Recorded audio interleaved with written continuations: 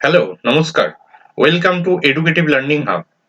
आज हम डिस्कस करने वाले हैं सीटेट 2023 जुलाई के एप्लीकेशन फॉर्म फिलअप के बारे में। अगर आप चैनल में न्यू है तो चैनल को सब्सक्राइब जरूर कर देना, ठीक है। तो देखो, पहले तुमको ctet.nic.in इस वेबसाइट में जाना पड़ेगा, ठीक है।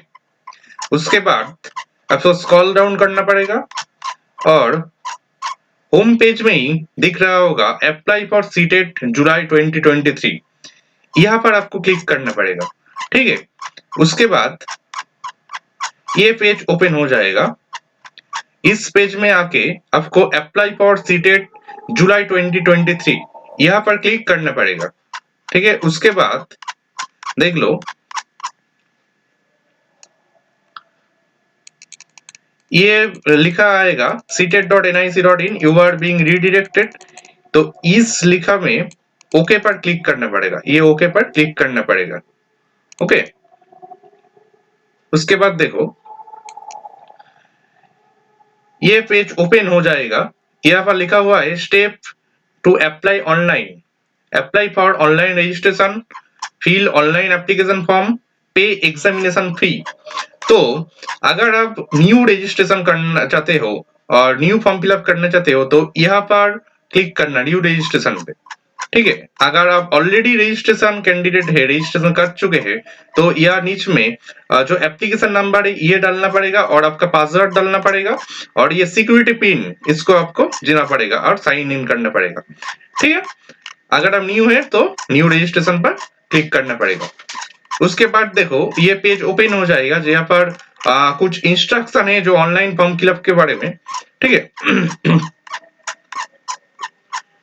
तो देख लो, या जो फोटोग्राफ एंड सिग्नेचर अपलोड करना पड़ेगा ये 10 KB टू 100 KB पर होना चाहिए और सिग्नेचर जो है वो 3 KB टू 30 KB तक होना चाहिए, ठीक है। और पासपोर्ट साइज फोटो ही हो जाएगा। तो स्क्रॉल डाउन करना पड़ेगा और यहाँ पर एक बॉक्स मिलेगा, यहाँ पर टिक टिक क्लिक करना पड़ेगा, ओके। और उसके बाद क्लिक हियर टू प्रोसीड ये करना पड़ेगा। तो इसके बाद देखो, ये पेज ओपन हो जाएगा। एप्लीकेशन फॉर्म का जो पेज है ये ओपन हो जाएगा। पहले ही ये कैंडिडेट नेम, आपका नाम देना पड़ेगा। उसके बाद आपका फादर नेम देना पड़ेगा। उसके बाद आपका मदर्स नेम। उसके बाद आपका डेट ऑफ बर्थ जो है, डे मंथ एंड ईयर वो देना पड़ेगा, ठीक है।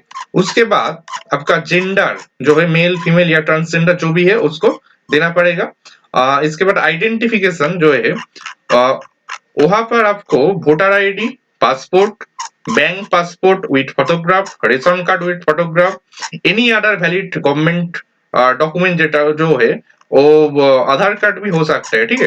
अब अगर यहाँ पर क्लिक करते हैं तो आधार कार्ड का नाम जो नंबर है उसको देना पड़ेगा।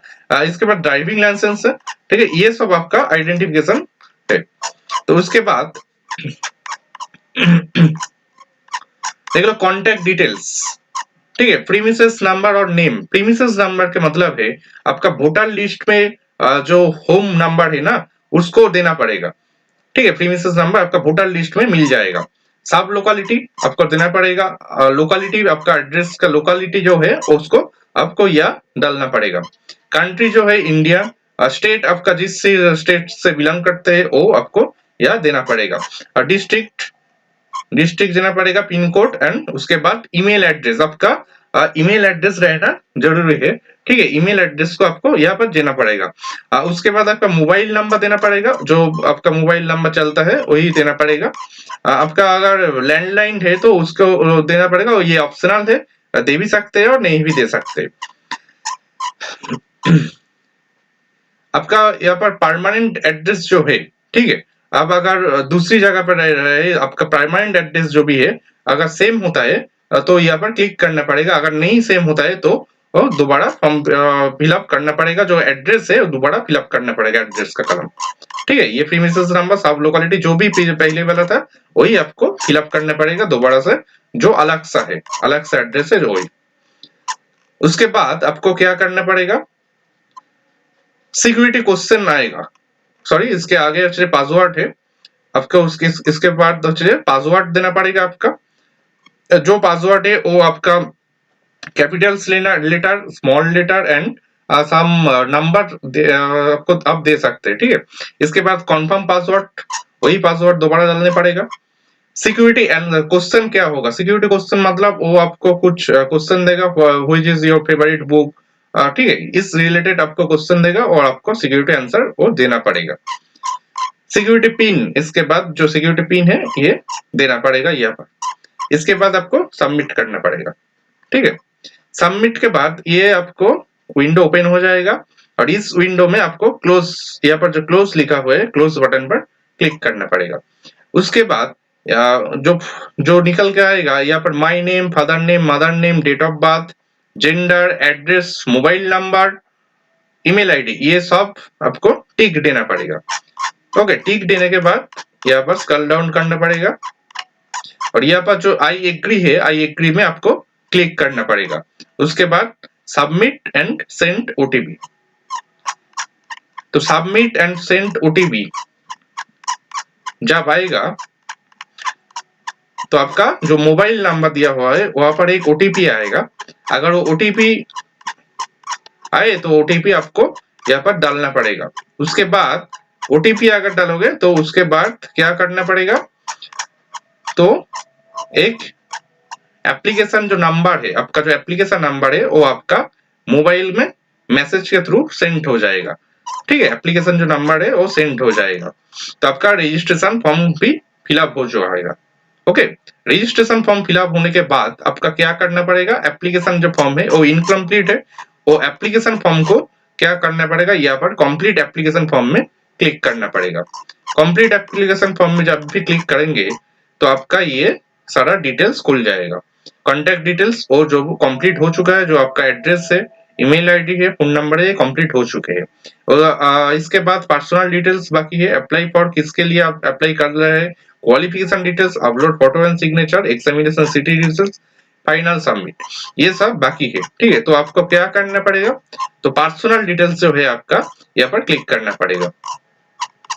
पर्सनल डिटेल्स में आपका देख लीजिए, कैंडिडेट नेम देना पड़ेगा, वो आगे से ही दे रहा है तो इसके दोबारा से नहीं देना पड़ेगा, ठीक है, वो आ जाएगा। इसके बाद आपका नेशनलिटी देना पड़ेगा, इंडियन। कैटेगरी आप जिस भी कैटेगरी से बिलोंग कर रहा है, जनरल भी हो सकता है, ओबीसी भी हो सकता है, एससी हो सकता है या एसटी हो सकता है, ठीक है। अब अगर पीडब्ल्यू है तो यस करना, अगर नहीं है तो नो करना। एम्प्लॉयमेंट है तो यस करना, अगर नहीं है तो नो कर देना, ठीक है। आपका यहाँ पर सिक्योरिटी पिन डालना पड़ेगा, सिक्योरिटी पिन क्या है वो यहाँ पर डालना पड़ेगा। उसके बाद अगर सबमिट करोगे तो यह ऑप्शन आएगा यस और नो, आपको यस पर क्लिक करना पड़ेगा।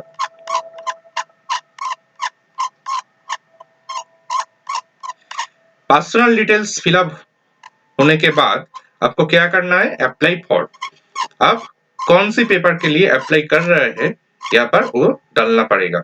अप्लाई फॉर क्या होगा, पेपर 1 होगा, पेपर 2 होगा या फिर बोथ पेपर, दोनों ही पेपर में आप अप्लाई कर रहे हैं तो ये पर सिलेक्ट कर देना। लैंग्वेज 1 एंड लैंग्वेज 2, लैंग्वेज 1 जो है वो आपका मदर टंग है, जो भी आप डालना चाहते हैं वो हिंदी भी हो सकता है, बंगाली भी हो सकता है, इंग्लिश भी हो सकता है, ठीक है। और लैंग्वेज 2 में आप दूसरे लैंग्वेज जो है वो आप फिलअप कर सकते हैं।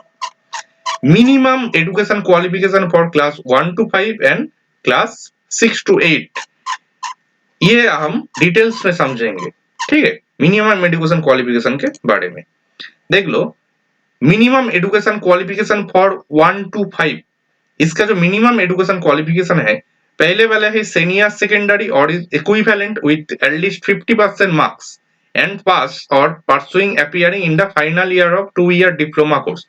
मतलब कि आप अगर हायर सेकेंडरी पास है और DElEd 2-year diploma in elementary education कर रहा है, अपीयरिंग है, परसुइंग है और आपका आप पास हो चुके हैं तो आप ये एक आपको देना पड़ेगा, ठीक है।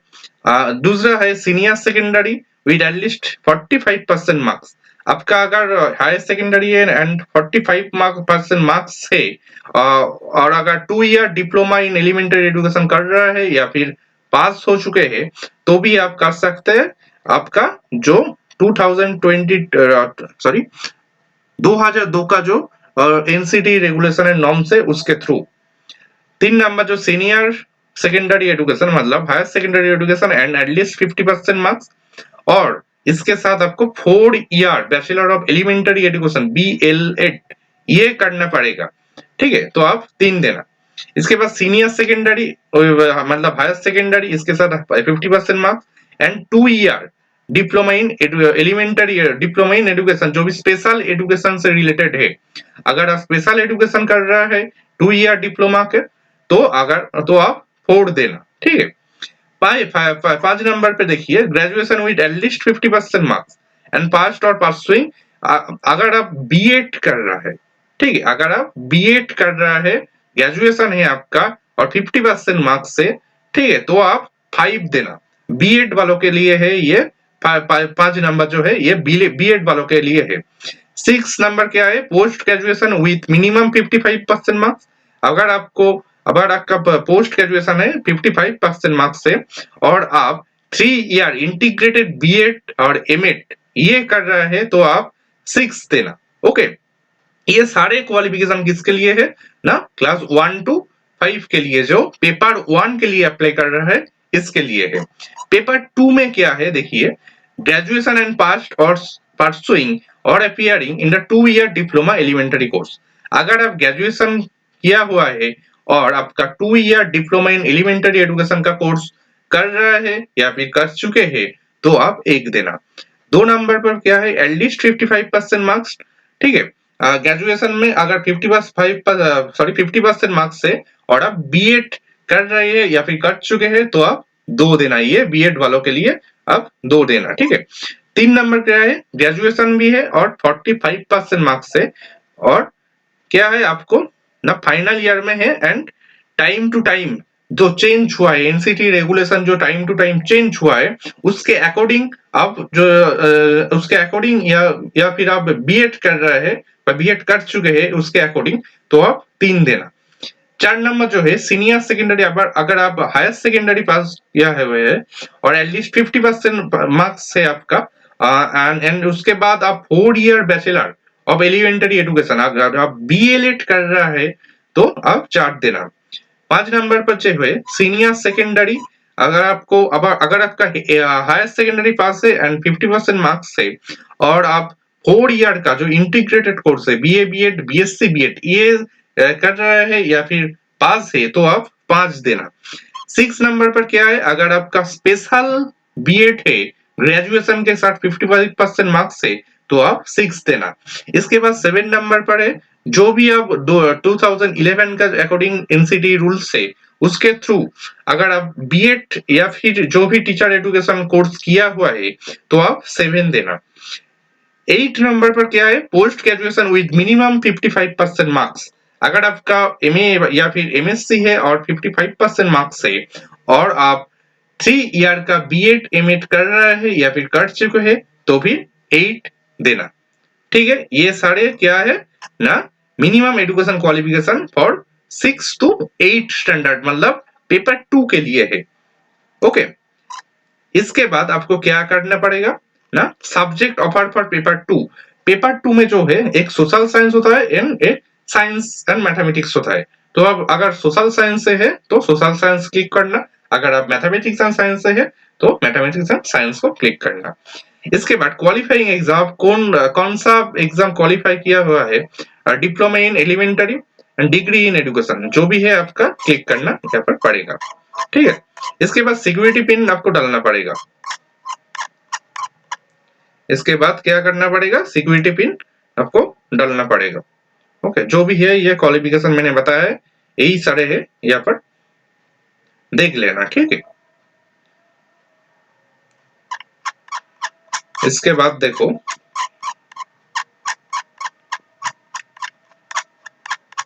ये सारे क्वालिफिकेशन डिटेल्स है।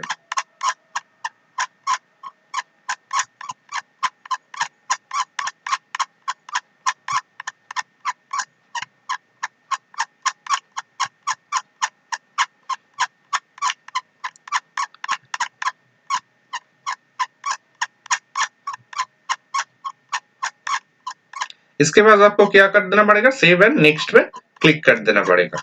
ओके, सेव एंड नेक्स्ट पे जब भी आप क्लिक करेंगे तो उसके बाद आपका क्या खुल जाएगा ना, डिग्री ऑफ एजुकेशन, आपका क्वालिफिकेशन डिटेल्स वो मांगेगा। ठीक है, अब अगर बीएड या फिर डीएलएड कर रहा है या फिर 4 ईयर बीए बीएड कर रहा है तो आप यहाँ पर पास स्टेटस में अपीयरिंग करना, या फिर अगर आप पास हो चुके हैं तो पास करना। ईयर ऑफ पासिंग और अपीयरिंग, कौन से ईयर में पास हुआ है, कौन से ईयर में अपीयरिंग हो रहा है, तो वो भी आपको यहाँ फिलअप करना पड़ेगा। कोर्स और स्ट्रीम के नेम क्या है या फिर यहाँ आपको देना पड़ेगा। ठीक है, इसके बाद बोर्ड और यूनिवर्सिटी नेम आपको डालना पड़ेगा यहाँ पर। अगर आपका बोर्ड और यूनिवर्सिटी का नेम का नहीं है तो आप अदर्स पे क्लिक करेंगे, और अदर्स पे क्लिक करने के बाद आपका एक एम्प्टी पेज आएगा जहां पर आपको बोर्ड या फिर यूनिवर्सिटी का नेम देना पड़ेगा। ओके, रिजल्ट मोड आपका, अगर आपका रिजल्ट मोड सीजीपीए है तो सीजीपीए क्लिक करना, अगर आपका रिजल्ट मोड परसेंटेज है तो परसेंटेज क्लिक करना पड़ेगा, उसके बाद आपका परसेंटेज डालना पड़ेगा वहां पर। ठीक है, या इसके बाद इंस्टीट्यूशन पिन कोड, जो भी आपका इंस्टीट्यूशन का पिन कोड है जहां पर वो इंस्टीट्यूशन है, तो मतलब यूनिवर्सिटी या फिर बोर्ड है तो उसका इंस्टीट्यूशन का पिन कोड डालना पड़ेगा। उसके बाद सिक्योरिटी पिन कोड आपको यहाँ पर डालना पड़ेगा। ओके, इसके बाद क्वालिफिकेशन डिटेल्स हो जाने के बाद आपको अपलोड फोटोग्राफ एंड सिग्नेचर, पहले फोटोग्राफ आपका अपलोड करना पड़ेगा 10 टू 200 के बीच आपका फोटोग्राफ होना चाहिए, और इसके बाद क्या होना चाहिए ना, सिग्नेचर होना पड़ेगा। ठीक है, इसके बाद क्या होगा ना, आपका एग्जामिनेशन सिटी, आप जहां पर भी एग्जामिनेशन देना चाहते हैं वो सिटी को चूज करना पड़ेगा। पहले आपको स्टेट सिलेक्ट करना पड़ेगा, उसके बाद एग्जामिनेशन सिटी चूज करना पड़ेगा।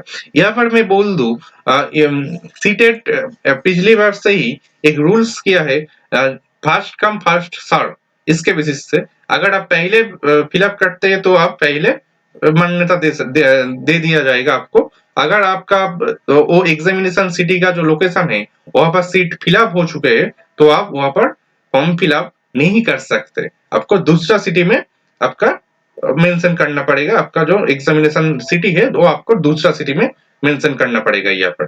ठीक है, इसके बाद सिक्योरिटी पिन देना पड़ेगा। सिक्योरिटी पिन देने के बाद आपका फॉर्म सबमिट हो जाएगा। इसके बाद आपका आएगा क्या, ईमेल वेरिफिकेशन, तो आपका ईमेल वेरिफिकेशन में क्लिक करना पड़ेगा। अगर आपका ईमेल वेरिफिकेशन हो गया है उसके बाद ईमेल वेरिफिकेशन के बाद क्या करना पड़ेगा ना, आपको पेमेंट करना पड़ेगा। पेमेंट क्या है देख लो, पेमेंट क्या कौन सा कास्ट के लिए कितना पेमेंट आप कर रहे हैं देख लीजिए।